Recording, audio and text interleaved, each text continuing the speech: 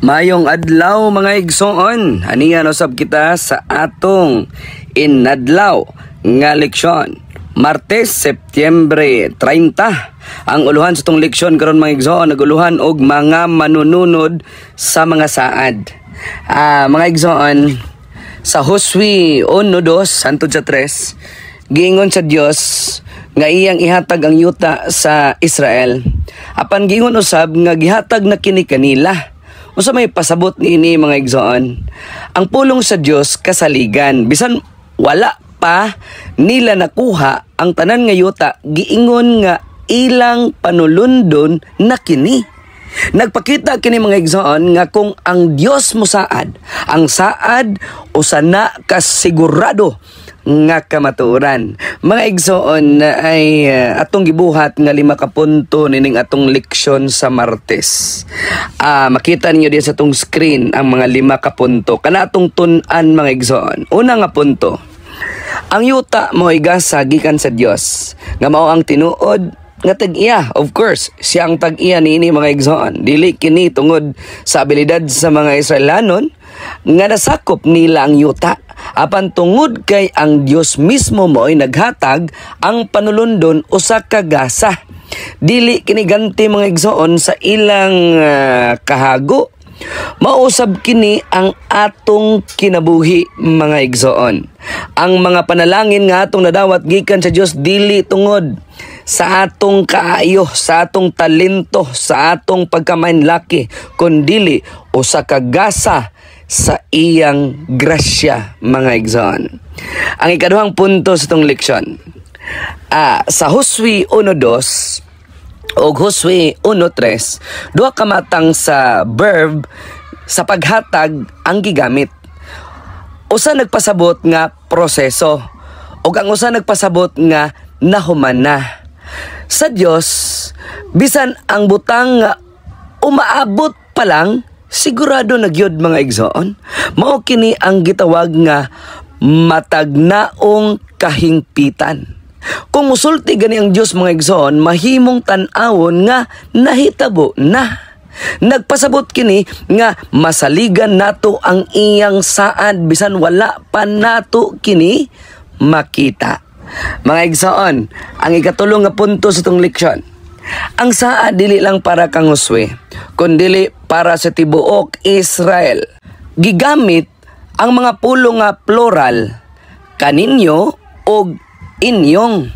Nagpasabot kini nga ang saad sa Dios dili lang para sa leader, apan para kini sa tanan mga igsoon. Sama usab karon, ang saad sa Dios dili limitado sa pipila lang, kundi para sa tanang katawhan nga mutog musalig kaniya mga igsoon.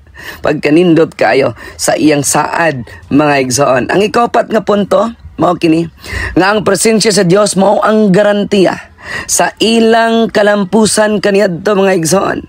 Dili siya armas, dili siya kusog, dili siya taktika, apan ang Dios mismo. Gani sa Exodus 33, giingon nga kung wala ang presensya sa Dios, pariha lang sila sa ubang nasod. Mauusab kita karon mga igsoon. Kung wala ang presensya ni Ginoong Hesukristo, walay kalainan sa atong pagtuo.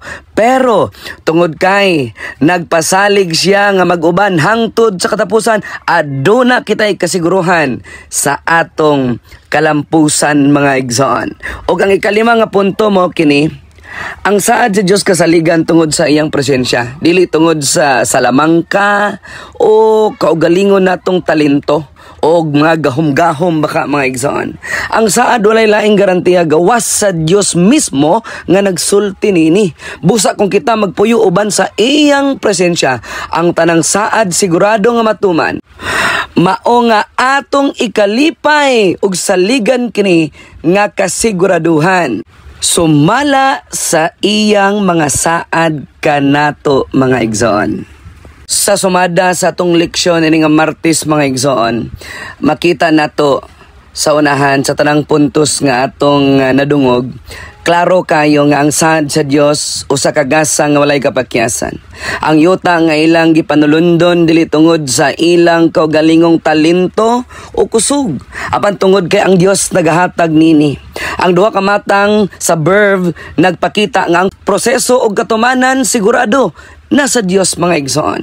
Ang saad wala lang sa usa kung dili para sa tanan nga katawhan. Og labaw sa tanan mga igsoon, ang presensya sa Dios mao ang tinuod nga garantiya bisan pa sa tong kapanahunan karon kita usab makasalig sa saad ng Ginoong Hesukristo nga gaingon siya, ako magauban kaninyo hangtod sa katapusan sa kalibutan. Mga igsoon, kini mao ang hinungdan nga dili kita kinahanglan mahadlok o maluya kung ang Dios magauban, ang kalampusan atong masinati. Mga igsoon, sa atong pagtapos, mag-ampo ta. Diyos nga labing gamahanan daraygon ikaw sa walay katapusan. Salamat o Diyos sa imong kasaligan nga mga saan.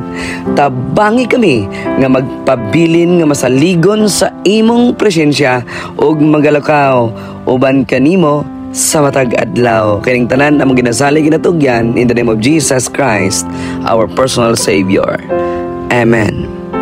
Daghang salamat mga igsoon sa iyong pagpamino, pagtanaw diri sa atong inadlaw nga leksyon. God bless us all.